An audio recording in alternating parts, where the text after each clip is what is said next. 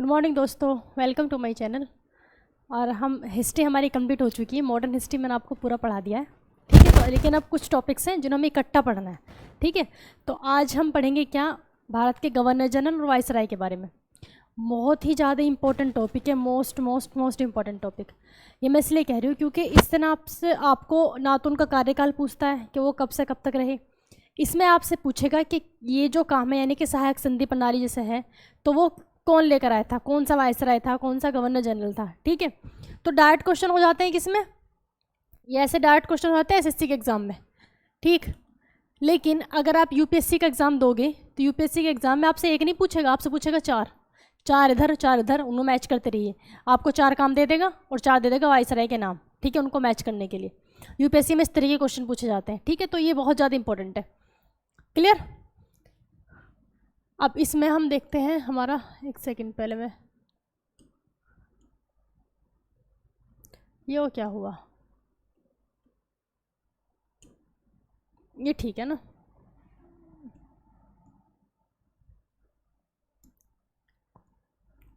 देखा, भारत के ज़्यादा बारीक हो गया ये तो।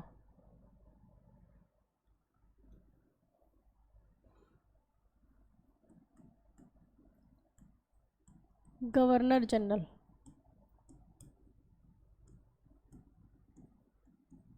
गवर्नर जनरल एंड वाइसराय,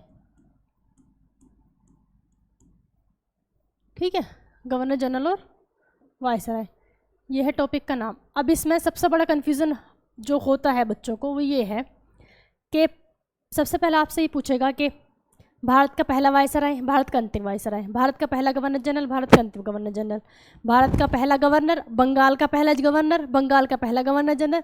बहुत ही ज़्यादा कॉम्प्लिकेटेड है। एक सेकंड सुनिए, देखो मैं लिखती हूँ। सबसे पहले है बंगाल का गवर्नर,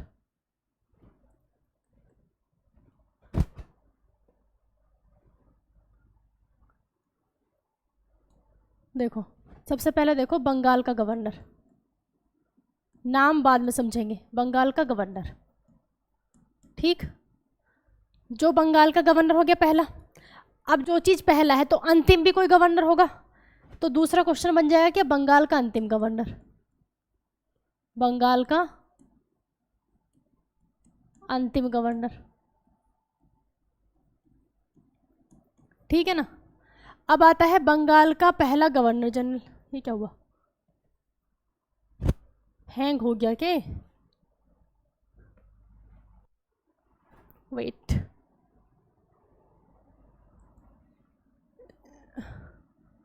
बंगाल का पहला गवर्नर जनरल, अब पोस्ट बढ़ गई है, गवर्नर जनरल, ठीक। बंगाल का पहला गवर्नर जनरल। अब होगा बंगाल का अंतिम गवर्नर जनरल, जो पहला है तो अंतिम भी होगा, बंगाल का अंतिम गवर्नर जनरल, ठीक। बंगाल का अंतिम गवर्नर जनरल। अब बन जाएगा भारत का पहला, भारत का पहला गवर्नर जनरल, भारत का पहला गवर्नर जनरल, ठीक है ना। इसके बाद है भारत का अंतिम गवर्नर जनरल, भारत का अंतिम गवर्नर जनरल, ठीक है ना। अब आप एक चीज़ समझो, देखो जब हम क्या कह रहे हैं कि भारत का जो बंगाल का जो गवर्नर है, बंगाल का गवर्नर यानी कि यहाँ पे पहला और ऐड कर लो, बंगाल का पहला ना, बंगाल का पहला गवर्नर, बंगाल का पहला गवर्नर था रॉबर्ट क्लाइव, याद भी होगा रॉबर्ट क्लाइव, रॉबर्ट क्लाइव, ठीक। बंगाल का पहला गवर्नर कौन था, रॉबर्ट क्लाइव। फिर बंगाल का अंतिम गवर्नर बना कौन, वारेन हेस्टिंग, अंतिम गवर्नर कौन बना, वारेन हेस्टिंगस, वारेन हेस्टिंगस, ठीक। बंगाल का अंतिम गवर्नर जनरल कौन, अंतिम गवर्नर कौन बना, वारेन हेस्टिंगस। देखो जैसे वारेन हेस्टिंगस अब है तो वो जो पिछली योजना चल रही थी जो भी था उसका वो लास्ट हो गया, और इसी के टाइम पे जो चेंज आया उसका वो पहला हो जाएगा, क्लियर। जैसे कि कोई योजना चली, जैसे मैं हूँ, मुझे समझो, जैसे मैं हूँ क्या, मैं फिलहाल क्या हूँ, मैं गवर्नर हूँ, मैं बंगाल की गवर्नर हूँ। अब मेरे टाइम पे ही क्या बोल दिया कि अब गवर्नर नहीं रहेगा, अब क्या बनेगा, अब गवर्नर जनरल बनेगा। तो गवर्नर में लास्ट हो गई और गवर्नर जनरल में पहली हो गई, ठीक है ना। तो जो पिछली योजना चल रही थी, पिछली जो स्कीम थी उसकी तो मैं लास्ट हो गई और आने वाली स्कीम की मैं पहली हो गई। तो सेम ऐसी, जब बंगाल का अंतिम गवर्नर कौन है, वारेन हेस्टिंग है, फिर कह दे कि गवर्नर नहीं होगा, गवर्नर जनरल होगा, तो बंगाल का पहला गवर्नर जनरल भी कौन हो जाएगा, वारेन हेस्टिंग हो जाएगा। क्लियर, वारेन हेस्टिंगस हो जाएगा, ठीक है। अब बंगाल का जो अंतिम गवर्नर, अंतिम तो कोई और ही होगा भाई, इसके बाद कई सारे वाइसराय गवर्नर जनरल बने, तो अंतिम कौन था, अंतिम था विलियम बेंटिक। कौन था, विलियम बेंटिक, विलियम बेंटिक, अंतिम कौन था, विलियम बेंटिक, ठीक। अब अंतिम ये था, तो बंगाल का पहला गवर्नर जनरल भारत का, सॉरी इस वाली स्कीम का तो लास्ट ये होगा, इस वाली स्कीम का पहला ये हो गया, इस वाली स्कीम का पहला हो गया स्कीम का, William Bentinck. Clear, William Bentinck. अब भारत का जो अंतिम है, अंतिम तो कोई दूसरा ही होगा ना भाई, लास्ट वाले का अंतिम और अगले वाले का पहला, तो एक इंसान होता है, ठीक। तो भारत का जो अंतिम गवर्नर जनरल था, भारत का अंतिम गवर्नर जनरल कौन था, वाइस वो था लॉर्ड कैनिंग। कौन था, Lord Canning, Lord Canning. Clear, Bharat का अंतिम गवर्नर जनरल कौन था, लॉर्ड कैनिंग। अब आ जाओ किस पे, वायसराय पे। भारत का पहला वायसराय, भारत का पहला वायसराय, भारत का पहला वायसराय, भारत का पहला वायसराय कौन, यही हो जाएगा लॉर्ड कैनिंग, लॉर्ड कैनिंग, ठीक। पहला वायसराय कौन, लॉर्ड कैनिंग। अब वायसराय का पद ही खत्म हो गया, फिर से क्या हो गया, भारत का गवर्नर जनरल हो गया। वैसे भारत का जो पहला वायसराय हो गया, भारत का अंतिम वायसराय भी बना भाई, पहले जब ये खत्म हुआ तो अंतिम भी तो कोई होगा, तो भारत का अंतिम वायसराय, अंतिम वायसराय, भारत का अंतिम वायसराय कौन बना, लॉर्ड माउंटबेटन, लॉर्ड माउंटबेटन, ठीक है ना, लॉर्ड माउंटबेटन। अब लॉर्ड माउंटबेटन जब अंतिम वायसराय था, अब फिर देश आज़ाद हो गया है ना, तो ये कहाँ, ये तो अपन इंग्लैंड चला गया, तो फिर यहाँ पे जब तक के राष्ट्रपति नहीं बना था तो किसी को गवर्नर जनरल बनाया गया। तो गवर्नर जनरल जो इंडिया के बने वो कौन थे, पहले सी राजगोपालाचारी। कौन, चक्रवर्ती राजगोपालाचारी। अब इसको हम कह सकते हैं कि अंतिम वायसराय तो है, अंतिम वायसराय भी यही है और अंतिम गवर्नर जनरल भी यही है। अंतिम वायसराय कौन, लॉर्ड माउंटबेटन। अंतिम वायसराय कौन, लॉर्ड माउंटबेटन। और भारत का अंतिम गवर्नर जनरल, फिर से गवर्नर जनरल, गवर्नर जनरल कौन, सी राजगोपालाचारी, चक्रवर्ती राजगोपालाचारी, चक्रवर्ती राजगोपालाचारी। अब इसमें क्वेश्चन बताती हूँ आपको कैसे घुमा घुमा के देगा। देखो ये जो था भारत का अंतिम वायसराय जो था लॉर्ड माउंटबेटन, लॉर्ड माउंटबेटन ने आज़ादी दिलाई, तो आज़ादी के बाद भी अगर हम ये कहें कि स्वतंत्र भारत का पहला वायसराय कौन था, लॉर्ड माउंटबेटन, ठीक। स्वतंत्र भारत का भी यही था पहला। और फिर अगर हम ये कहें कि भारत का अंतिम तो थे चक्रवर्ती राजगोपालाचारी, इसमें एक अंतिम इसमें आ जाएगा भारतीय और विदेशी।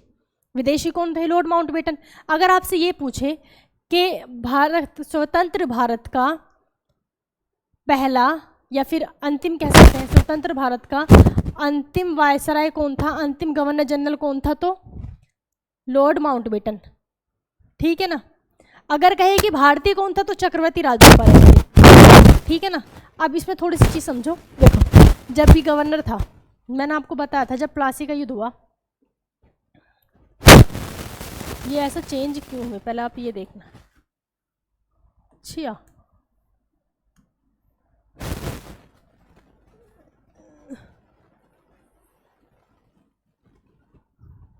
मैंने नक्शा बनाया बहुत अच्छा हो गया, अब ज़्यादा ही बड़ा नहीं हो गया,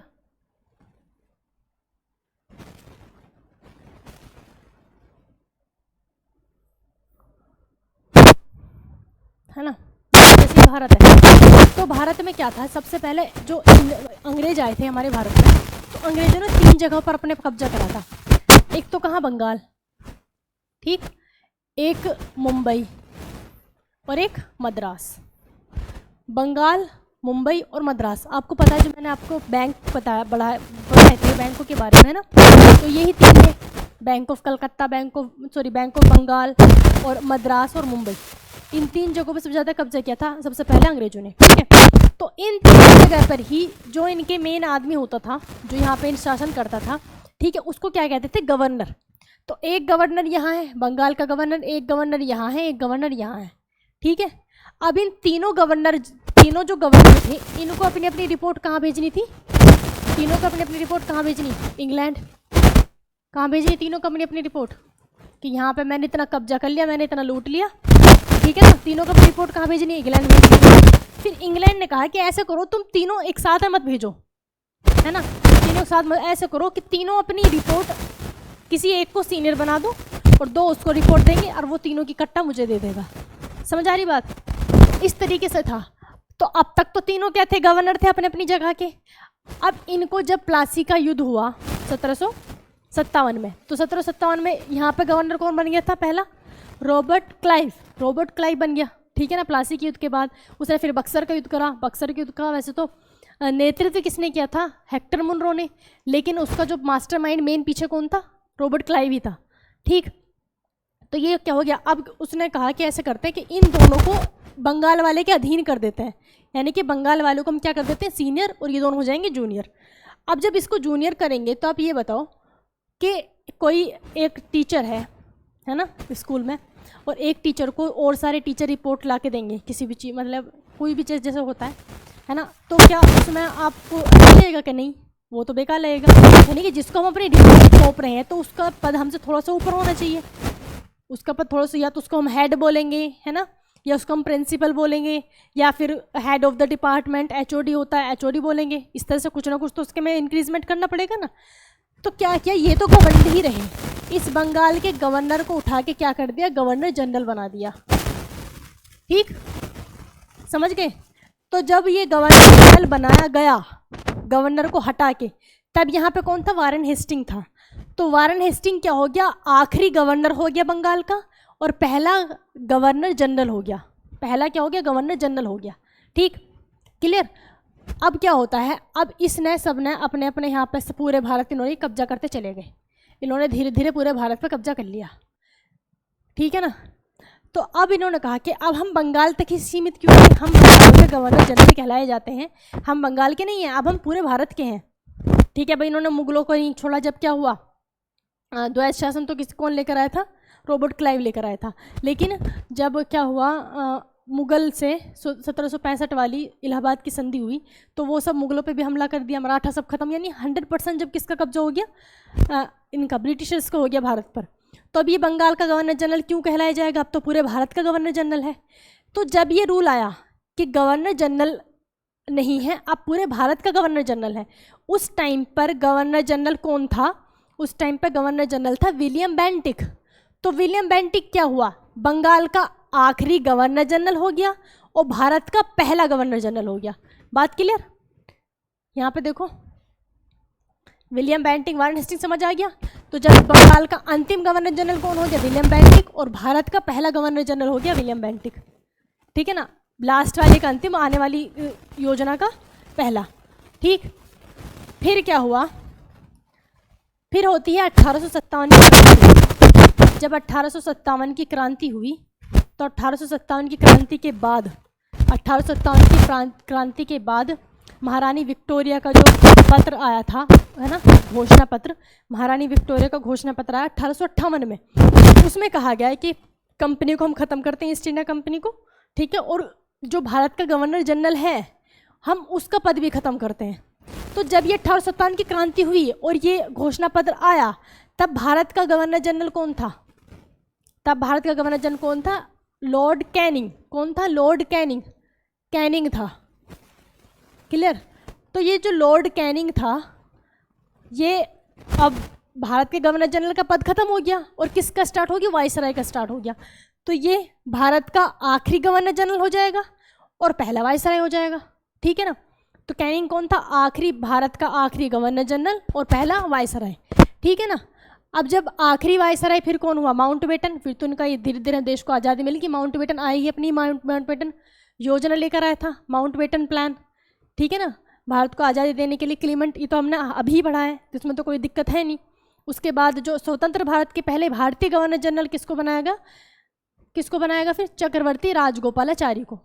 अब फिर तो भैया हमारा संविधान बन गया, अब दफ़ा हो गवर्नर जनरल। अब कौन है हमारा? राष्ट्रपति, ठीक है। डॉक्टर राजेंद्र प्रसाद को भारत का पहला राष्ट्रपति बना दिया। तो ये आपको समझ आएगा कि आखिरी पहला आखिरी क्या है, ठीक है। अब चलते हैं आगे। अब हम इनके बारे में पढ़ते हैं कि स्टार्टिंग से जितने भी इम्पोर्टेंट ये हैं वायसराय और गवर्नर जनरल है वो, ठीक है। तो अब आपको कंफ्यूज नहीं होना है कि मैं वायसराय बोलूँ या गवर्नर जनरल बोलूँ, ठीक है। बात वो एक ही है, बस उसका पद वाली वो समझ आ गया, ठीक। कभी ये कि बेंटिंग को मैंने वायसराय बोल दिया, इसको ये बोल दिया, वहाँ पर बात पकड़ो, ठीक है।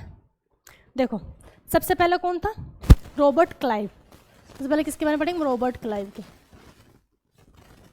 रॉबर्ट क्लाइव, ठीक। इसका नाम ही क्या है? क्लाइव। बहुत ही चतुर था रॉबर्ट क्लाइव। रॉबर्ट क्लाइव को हम क्या कहते हैं? रॉबर्ट क्लाइव क्या लेकर आया? इसको कहते हैं हम बंगाल में द्वैध शासन। बंगाल में द्वैध शासन, बंगाल में द्वैध शासन, ठीक है ना। इसकी पूरी स्टोरी जो प्लासी का युद्ध और बक्सर के युद्ध की मैं आपको हजारों बार समझा चुकी हूँ, ठीक है ना। देखो जब प्लासी का युद्ध हुआ है ना, प्लासी का युद्ध हुआ तो प्लासी का युद्ध किसके साथ हुआ? सिराजुद्दौला के साथ, है ना। और सिराजुद्दौला को इसने हरा दिया रॉबर्ट क्लाइव ने, और फिर बंगाल पर कब्जा किसको हो गया? रॉबर्ट क्लाइव को हो गया। फिर उसने किसको बनाया था? मीर जाफर को बनाया। अब अगर आपसे ये पूछे, जब आपने द्वैध शासन को पढ़ लिया एक बार कि द्वैध शासन है क्या, उसके टाइम पे क्या क्या हुआ था, तो आपसे ये पूछ लें कि प्लासी का युद्ध किसके टाइम पे हुआ, तो आप बता दोगे रॉबर्ट क्लाइव। बक्सर के युद्ध किसके टाइम पे हुआ? Robert Clive. इलाहाबाद की संधि कब हुई? Robert Clive. तो सब क्लियर है, ठीक है ना। तो आप ये समझो जब क्या हुआ, प्लासी का युद्ध खत्म, है ना। तो प्लासी के युद्ध में इन्होंने किसको चमचा बना रखा था? मीर जाफर को। इन्होंने बंगाल का नवाब किसको बना दिया? मीर जाफर को बना दिया। फिर मीर जाफर ने इनको ज़्यादा पैसा वैसा देना बंद कर दिया, तो उन्होंने मीर जाफर के दामाद मीर कासिम को बना दिया, है ना। फिर मीर कासिम को वहाँ से जब लगा कि मीर कासिम तो मीर जाफर से भी बेकार है, ये तो हमें बिल्कुल कुछ नहीं दे रहा, उसने गोला बारूद का कारखाना वगैरह मुंगेर में खोल लिया था, वो हम डिटेल ज़्यादा नहीं पढ़ रहे, ठीक है, पढ़ चुके हैं। तो फिर मीर कासिम को वहाँ से भगाया और फिर दोबारा से मीर जाफर को बंगाल का नवाब बनाया। तो मीर कासिम जब वहाँ से गया तो ये वापस से क्या ले गया? अपनी तिलकुट सेना। कहाँ से किस को लाया? शुजाउद्दौला, अवध के नवाब शुजाउद्दौला का लेकर आया। और मुगल बादशाह कौन? शाह आलम द्वितीय को लेकर आया। और तीनों मिलकर कहाँ मिले? बक्सर के उसमें। तो बक्सर के युद्ध हो गया। फिर बक्सर के युद्ध हार गए, ये तिलकुट सेना को हरा दिया। किसने? हेक्टर मुंडो ने। तो फिर उन्होंने शाह आलम को पकड़ा और इलाहाबाद की संधि की। इलाहाबाद की संधि के तहत बंगाल, बिहार और उड़ीसा, इन तीनों की दीवानी यानी कि पैसा, टैक्स वगैरह किसका हो जाएगा? अंग्रेजों का, ठीक है। और प्रशासनिक व्यवस्था यानी कि जो भी काम धंधा करवाना है, ठीक है, नाली बनवानी, सड़क बनवानी, प्रशासनिक व्यवस्था किसका हो जाएगा? शाह आलम के हाथ में, ठीक है। देखभाल तो करता रहे, पैसा हमें पहुंचाता रहियो। बस शाह आलम को तो पेंशन मिलती थी अपने हिस्से की। तो ये हो गया ना द्वैध शासन, यानी कि एक का शासन ये चल रहा है, एक का शासन ये चल रहा है, डायरकी सिस्टम कहते हैं इसको, ठीक है ना, द्वैध शासन। तो बंगाल में द्वैध शासन का जनक कौन था? Robert Clive. इससे रिलेटेड और कुछ खास नहीं। अब आ जाओ इससे बहुत ज़्यादा इंपॉर्टेंट, वारेन हेस्टिंग।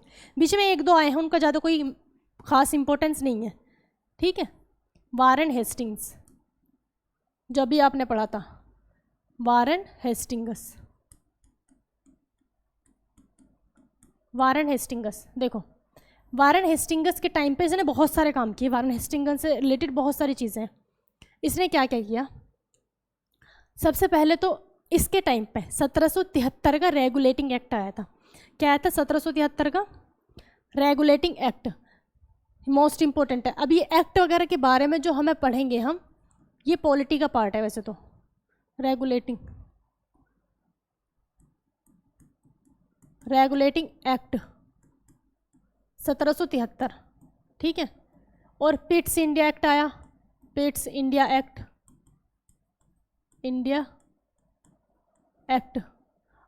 1784, ठीक है ना। 1773 का regulating act, Pitt's India act 1784 का पिट्स इंडिया एक्ट आया, ठीक है ना, वारेन हेस्टिंग के टाइम पे।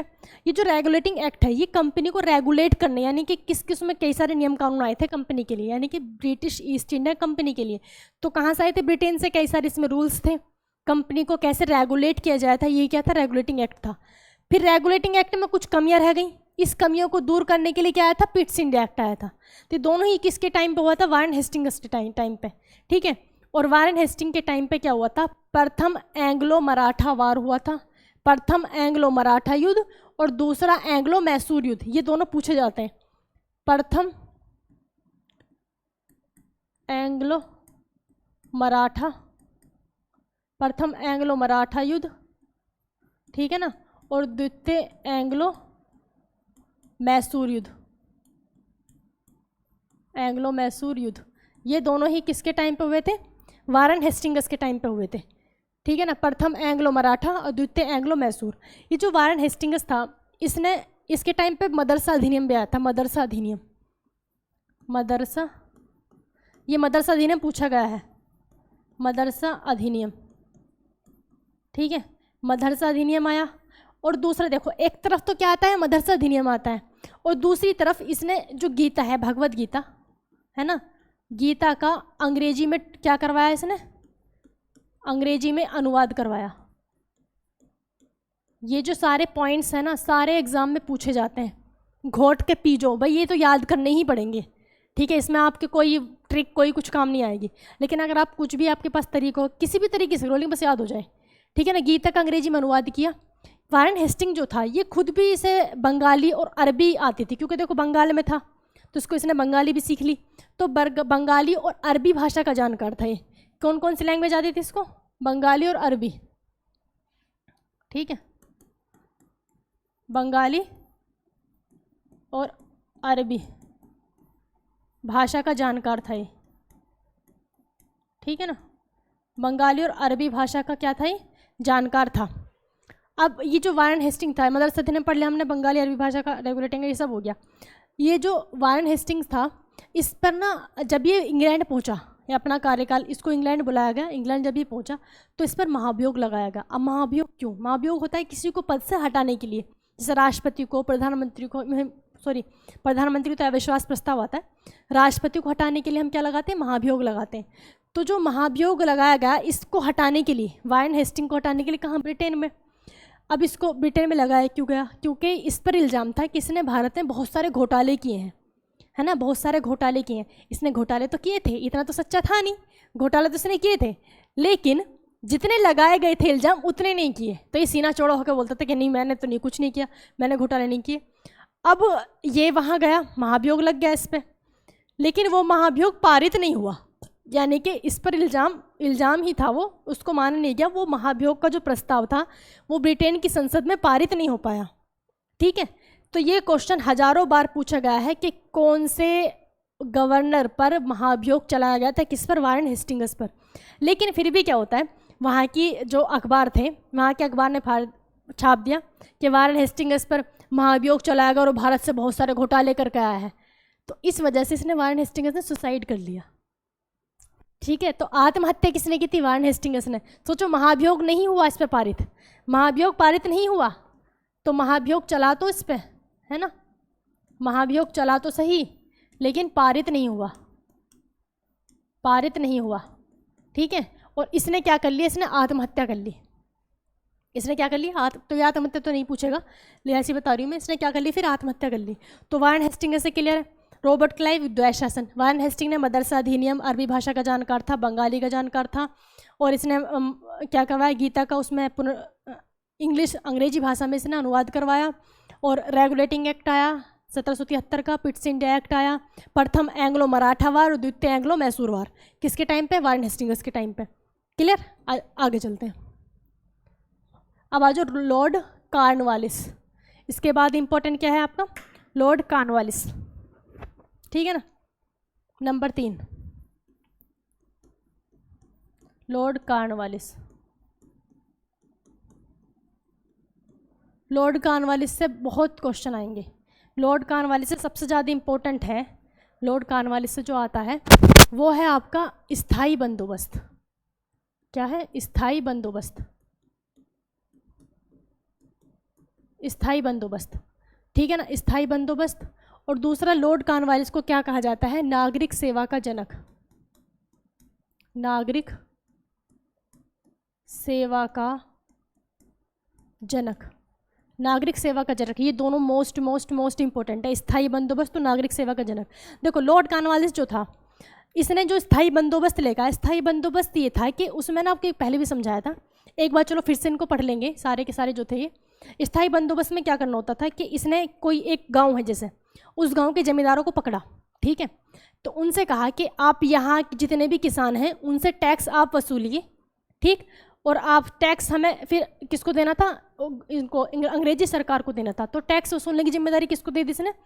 जमींदारों को दे दी। लेकिन जमींदारों को सूरज ढलने से पहले, यानी कि सूर्यास्त होने से पहले क्या देना होता था? अंग्रेजों को हिसाब देना होता था पूरा, कि इतना टैक्स आया है, इतना वसूला है, इतना आपको दे रहे हैं, ठीक है। उसमें से ऐसा होता था कि 11 पार्ट है, 11 में से 10 किसका? अंग्रेजों का, ठीक है, और एक हिस्सा जो बचा, एक हिस्सा किसको जाएगा? जमींदार का, ठीक है ना, एक हिस्सा जमींदार का। लेकिन सूरज ढलने से पहले जमींदार को हिसाब देना होता था। तो इसी वजह से इसको क्या कहते हैं? सूर्यास्त कानून भी कहा जाता है, स्थायी बंदोबस्त को सूर्यास्त कानून। और इससे पहले जमींदार क्या थे? खुले हैं, ठीक है ना, आराम से, उन्हें कोई ऐसा नहीं था कि सूरज ढलने से पहले आपको देना है हिसाब, ऐसा कुछ नहीं था। तो इसने जमींदारों पे क्या कर दिया? लगाम लगा दिया था, ठीक। और जो नागरिक सेवा का जनक इसलिए कहा जाता था कि इससे पहले जो एग्ज़ाम नहीं होते थे, सब SSC वगैरह का एग्जाम होता है, तो इसने कई सारे एग्जाम कंडक्ट कराए थे लॉर्ड कॉर्नवालिस ने। तो नागरिक सेवा का जनक किसको कहा? ये कह सकते हैं हम गवर्नमेंट जॉब, ठीक है। तो नागरिक सेवा का जनक किसको कहते हैं हम? लॉर्ड कॉर्नवालिस को, ठीक, लॉर्ड कॉर्नवालिस को। और इसने क्या कहा? दरोगा का पद लेकर आए, दरोगा का पद, ठीक है, दरोगा का पद लेकर आया। उससे पहले दरोगा नहीं होते थे। दरोगा का पद कौन लेकर आया? लॉर्ड कॉर्नवालिस लाया। ये लाया है चल अदालत। ये चल अदालत पूछा गया है, चल अदालत। चल अदालत का मतलब है चलती फिरती अदालत, कि जहाँ पे जज है वहीं फैसला कर दो, वो क्या है? चल अदालत। तो चल अदालत कौन लेकर आया था? Lord Cornwallis. लॉर्ड कॉर्नवालिस जो था ये मुस्लिम्स के लिए अलग कानून लेकर आया और हिंदुओं के लिए अलग कानून लेकर आया।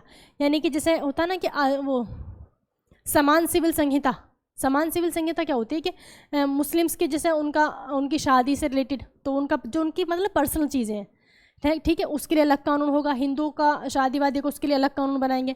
तो इस तरीके से लॉर्ड कॉर्नवालिस लाया था, हिंदुओं के लिए अलग कानून लेकर आया था और मुस्लिम्स के लिए अलग कानून लाया था। क्योंकि लॉर्ड कॉर्नवालिस जो था वो पिट के आया था अमेरिका से। भारत आने से पहले ये कहाँ वाइसराय था, कहाँ गवर्नर जनरल कहाँ थे? अमेरिका में था। अब अमेरिका में सब पढ़े लिखे लोग थे, तो वहाँ पर इसको बांध के मारा था बहुत अच्छे से लॉर्ड कॉर्नवालिस को। अब इसको फिर इसको इंडिया भेजने के लिए कहा, तो इसने मना कर दिया, भाई मैं नहीं जा रहा वाला, मैं तो अभी तो मेरी पुरानी चोट ठीक नहीं, पता चलो वो भी पीट के भेज दे। तो इसको समझाया, बेटा भारत में डरने की ज़रूरत नहीं है, भारत में जो लोग हैं वो खुद ही आपस में लड़ रहे हैं, तो मैं वो कुछ कहने वाले नहीं है, ठीक है। वहाँ जहाँ पे हिंदू मुस्लिम है वहाँ हिंदू मुस्लिम लड़ रहे हैं, और जहाँ हिंदू है वो ऊँची जात नीची जात में लड़ रहे हैं, ठीक। तो इसने आती सबसे पहले क्या किया? चलो ठीक है भैया, इन्हें लड़ाने के लिए चलो पहले इनके लिए अलग अलग कानून बना देता हूँ। तो लॉर्ड कॉर्नवालिस क्या लाया? हिंदू मुस्लिम के लिए अलग कानून लेकर आया था। हिंदू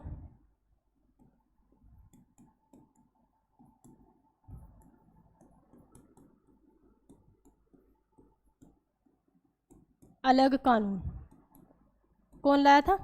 लॉर्ड कॉर्नवालिस लेकर आया था, ठीक। लॉर्ड कॉर्नवालिस बहुत बहुत मोस्ट मोस्ट मोस्ट इंपॉर्टेंट। एक तो स्थायी बंदोबस्त और नागरिक सेवा का जनक, इसलिए सबसे पहले मैंने आपको यही बताया, लॉर्ड कॉर्नवालिस, ठीक है, कुछ रहा नहीं। अच्छा, लॉर्ड कॉर्नवालिस जो है इसका मकबरा कहाँ है? ये भारत में आके मर गया था। लॉर्ड कॉर्नवालिस का मकबरा कहाँ है? यूपी के गाजीपुर में इसका मकबरा है, यूपी के गाजीपुर में कॉर्नवालिस का मकबरा, यूपी के गाजीपुर में, ठीक है। स्क्रीनशॉट ले लेना इसका और इसके अच्छे से नोट्स बना लेना। आगे चले, क्या आ गया आपका? लॉर्ड कॉर्नवालिस, ठीक। अब नंबर 4 पे है लॉर्ड वेलेजली। नंबर 4 पर लॉर्ड वेलेजली। लॉर्ड वेलेजली से बस एक ही क्वेश्चन पूछता है, सहायक संधि। लॉर्ड वेलेजली, ठीक है ना, लॉर्ड वेलेजली। लॉर्ड वेलेजली लेकर आया था सहायक संधि प्रणाली। क्या लाया ये? सहायक संधि प्रणाली। सहायक संधि प्रणाली। सहायक संधि प्रणाली कौन लाया था? लॉर्ड वेलेजली लेकर आया था। इसको बंगाल का शेर कहा जाता है। ये क्वेश्चन भी बहुत बार पूछा गया। बंगाल का शेर किसको? लॉर्ड वेलेजली को। बंगाल का शेर।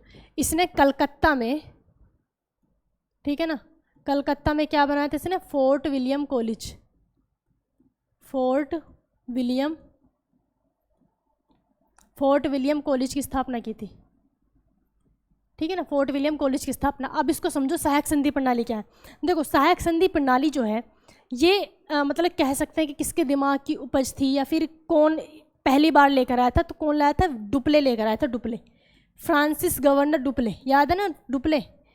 एंग्लो कर्नाटक वार में पूरा हमने फ्रांसिस को ही पढ़ लिया था।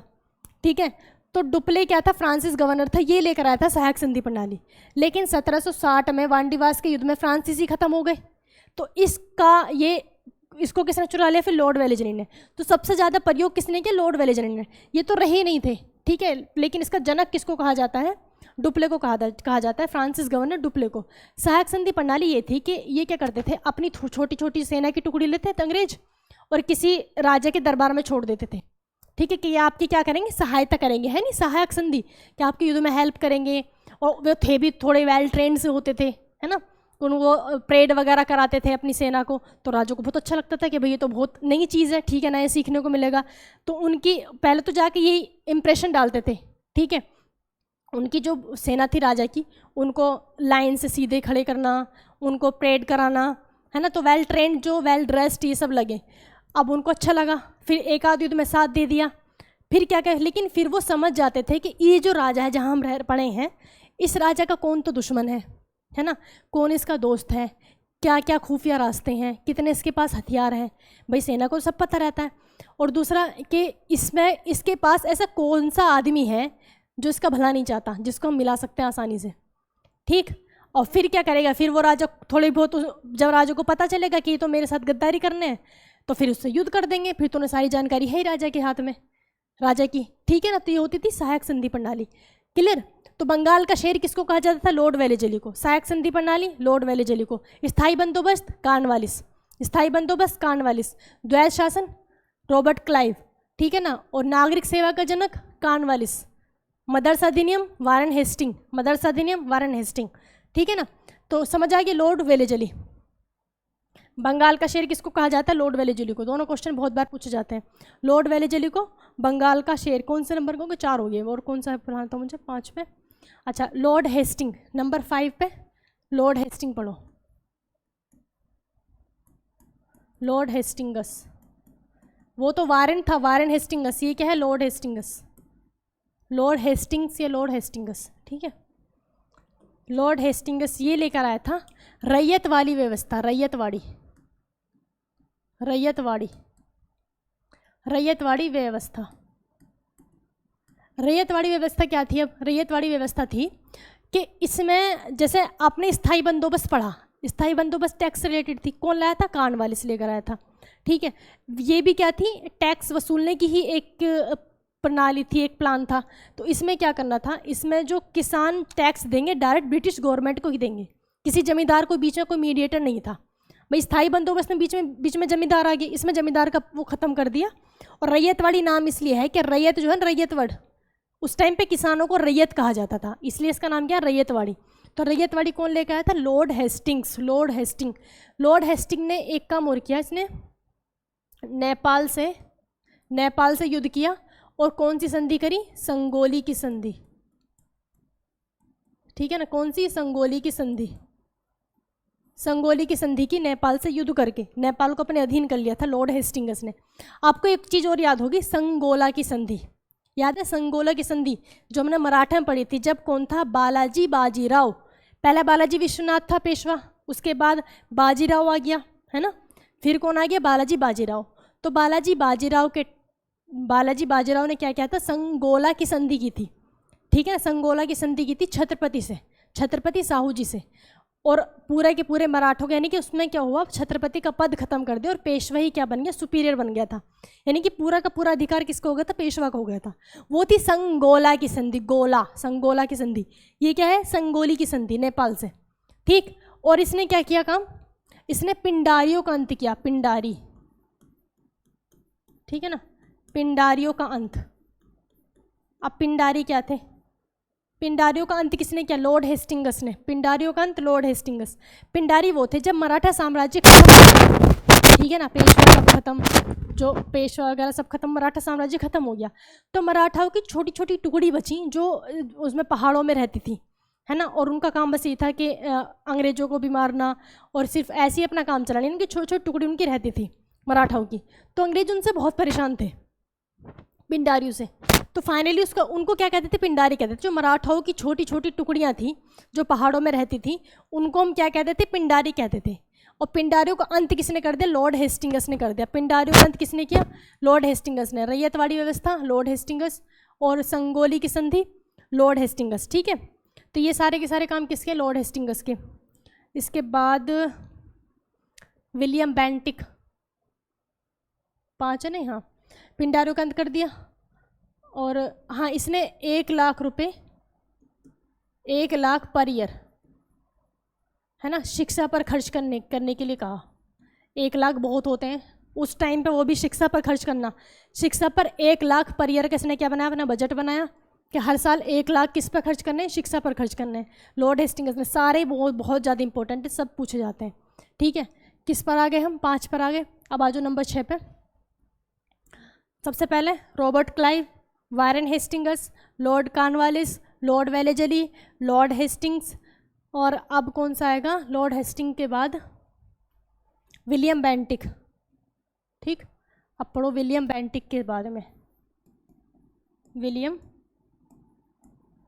बेंटिक, विलियम बेंटिक ही कौन था, विलियम बेंटिक, देखो विलियम बेंटिक को आप इसके नाम से याद रखो, किस पे क्या लिख रहा है, बैन लग रहा है, बैन। बेंटिक, बैन वाली वर्ड आ रही, बैन यानी किसी चीज़ को बैन कर देना, ख़त्म कर देना। तो इसने कई सारे काम किए। इसने सती प्रथा को ख़त्म किया राजा राम मोहन राय के साथ मिलकर। सती प्रथा पूछता है इनको, सती प्रथा, ठीक, सती प्रथा को ख़त्म किया।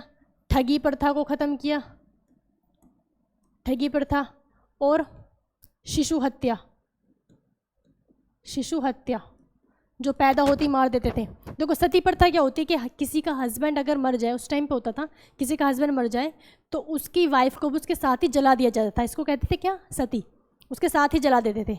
सोचो कितनी भयानक थी जिंदा जलाना। आप कितना छोटा सा होता ना, कितना सा भी जल जाए तो कितना टाइम तक वो दुख देता है। तो पूरे के पूरे को जिंदा जला देते थे अपने हस्बैंड के साथ। ये क्या थी, सती प्रथा थी, ठीक है। राजा राम मोहन राय ने और विलियम बेंटिक ने मिलकर उसको ख़त्म किया था। ठगी प्रथा, ठगी प्रथा होती है जैसे किसी को ठग लेना, यानी कि जैसे आज ठगी प्रथा तो भैया दुनिया भर की है, हर फील्ड में है ठगी प्रथा। कोई किस तरीके से ठग रहा है, कोई किस तरीके से ठग रहा है। जैसे उस टाइम पे वैसे ये ज़्यादा था, जैसे आप हाथ दिखा रहे हैं तो अंधविश्वास वाली चीज़ें, है ना। किसी को हाथ दिखाया कि आपको ये हो जाएगा, वो हो जाएगा, आप मुझे इतने रुपए दे दो, ठीक है। तो ये सब इस तरीके से ठगते थे। तो ये सारी क्या थी, ये सब ठगी प्रथा को ख़त्म कर दिया किसने, विलियम बेंटिक ने। दूसरा शिशु हत्या, शिशु हत्या पे भी काम किसने किया था, विलियम बेंटिक ने किया था। जो छोटे बच्चों को, सब ज़्यादा इसमें लड़कियों को मारा जाता था, ठीक है, लड़की को पैदा होती मार देते थे, तो शिशु हत्या को विलियम बेंटिक, ठीक। अब आ जाओ नंबर 7 पर। टाइम क्या हो गया, 10:20,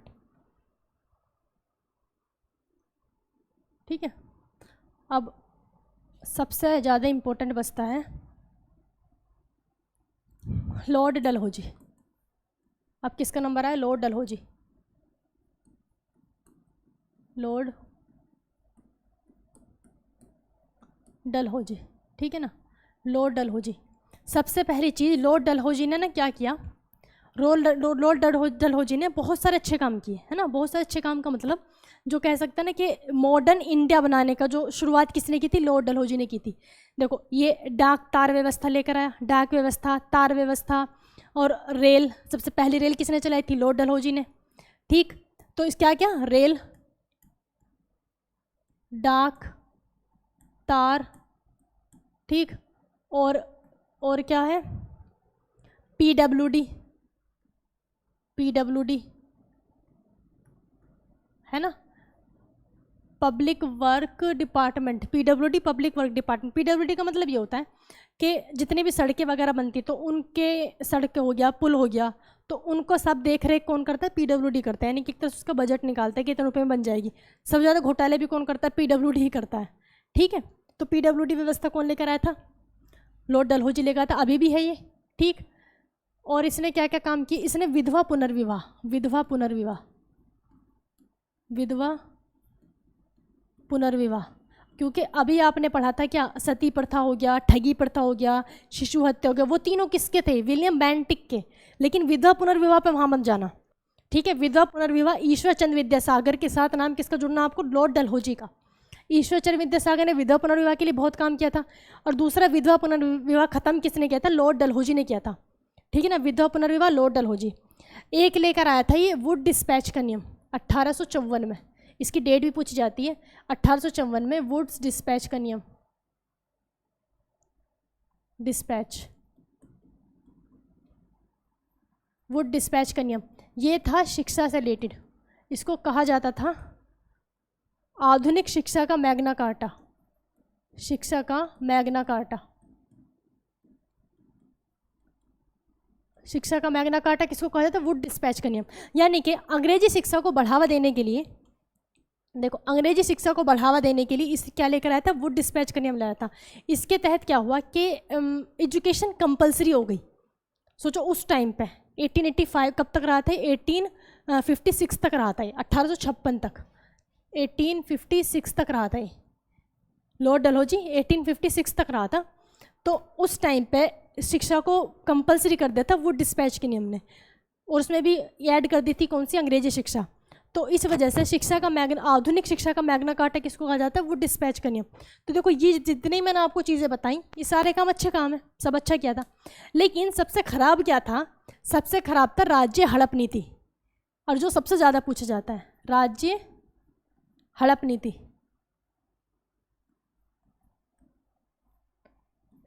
राज्य हड़प नीति, इसको हम कहते हैं doctrine of lapse,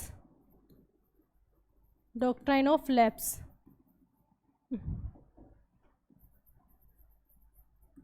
doctrine of lapse किसको कहा जाता है, राज्य हड़प नीति को इंग्लिश में ये कहा था। कभी कभी इस नाम से मिलेगा आपको, कभी कभी इस नाम से मिलेगा, और कभी कभी मिलता है व्यपगत का सिद्धांत, यानी कि चीज़ों को हड़पने का। अब इसने क्या किया, यही काम था, सबसे मेन रीज़न यही था राज्य हड़प नीति, जिससे क्या हुई, 1857 की क्रांति हुई। अब देखो उसने क्या क्या कांड किए। राज्य हड़प नीति का मतलब है ये कोई भी दिमाग लगाए, किसी भी तरीके से लगाए, इसका वो राज्य हड़पना है। अब इसने किस किस को हड़पा, झांसी की रानी ने बेटा गोद लिया, दत्तक पुत्र उनका, जो बेटा उन्होंने गोद लिया उसको कह दे कि नहीं, इसको हम राजा नहीं मानने, इसको हम राजा मान ही नहीं रहे, अब झांसी भी क्या हो जाएगा, हमारा हो जाएगा। ठीक, और दूसरा जो बेगम हजरत महल थी, यानी कि अवध, यानी कि लखनऊ, तो बेगम हजरत महल के जो हस्बैंड कौन थे, वाजिद अली शाह। वाजिद अली शाह पे कहा कि नहीं तुम अच्छे शासन नहीं कर रहे, तुम पे कुछ शासन का लगा देते, तुम अच्छे शासन नहीं कर रहे, ठीक है इस पर हमारा शासन रहेगा, उसको हड़प लिया। ठीक, और कितने सालों की पेंशन ख़त्म कर दी। जो वो था बहादुर शाह जफ़र, बहादुर शाह जफ़र कहाँ रह रहा था, लाल किले में। उसने कहा वो बहादुर शाह जफ़र, तू इतने बड़े महल में रहेगा, तेरा क्या काम, कितनी बड़ी फैमिली है, इतने बड़े महल में रहेगा, चल तू यहाँ से निकल, तू मैं कहाँ जाऊँगा, भाई मेरे पुरखों का है महल है। उन्होंने कोई बात नहीं, तू हाँ कुतुब मीनार के नीचे है ले जा, तो उस कुतुब मीनार के नीचे भेज दिया, लाल किले पर कब्जा कर लिया।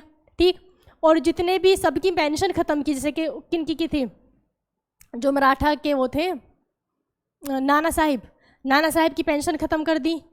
ठीक, ये जो सारे के सारे जो रीज़न किसके बने थे 1857 की क्रांति के, वो सब किसने किए थे, लॉर्ड डलहौजी ने।